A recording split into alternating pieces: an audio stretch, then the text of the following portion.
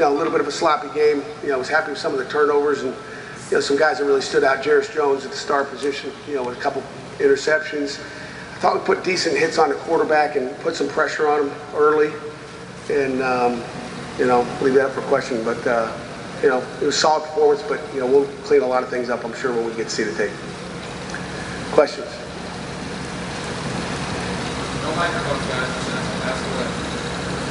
Has Jarris shown that kind of playmaking ability in the switch to linebacker? Yeah, I think so. I mean, he's been a playmaker, and that's kind of why we got him there, and it was a two-man race for a while, and I think Tawan played good as well. But, Jarris happened to be in those situations where he was able to get his hands on the ball, and just happy with his development at that position. Just gives us another athlete.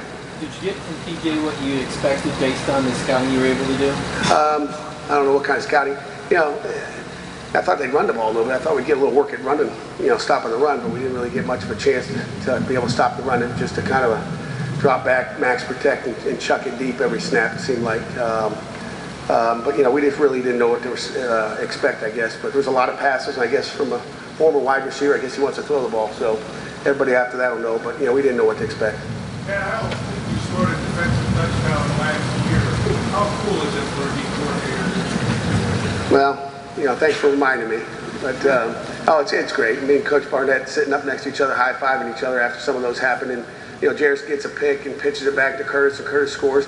I mean, Curtis Drummond if that ain't in the top 10 on ESPN all weekend, I don't know what is. It probably should be the #1 play in the country, I think. That was an unbelievable catch. And then, we get a hit on the quarterback, and, we talked about, getting sacks and getting turnovers on the quarterback. And you guys come out pre-practice and watch us trying to rake the quarterback's arm and all that. And we got one, and Shalik they had 2 arms around his waist. It's surprising he was able to scoop and score, because he had a guy with arms around his waist, and he pulled free and scooped and scored. Does that make you nervous for a second when a guy looked at the vision? Yeah, because he tried to do it the second time, yeah.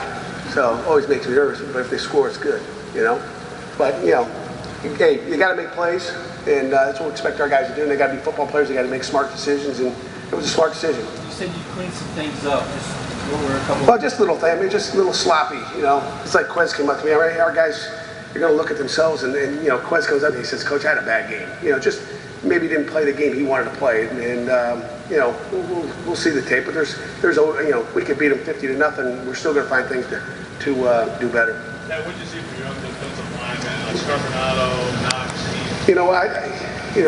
It's hard to see up in the box. I feel like I'm a mile away. But one time I saw David Knox come off the ball and just put someone on their back. And I had to ask Coach Burton, who was that? And it ended up being, David Knox. I don't know if you guys noticed, but it was his birthday today, so he had a couple nice hits.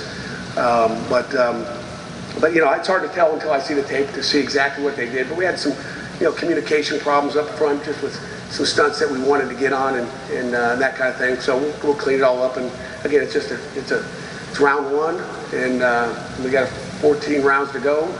And I'm happy with where we are after 1. Anything else? Okay, guys, have a great weekend.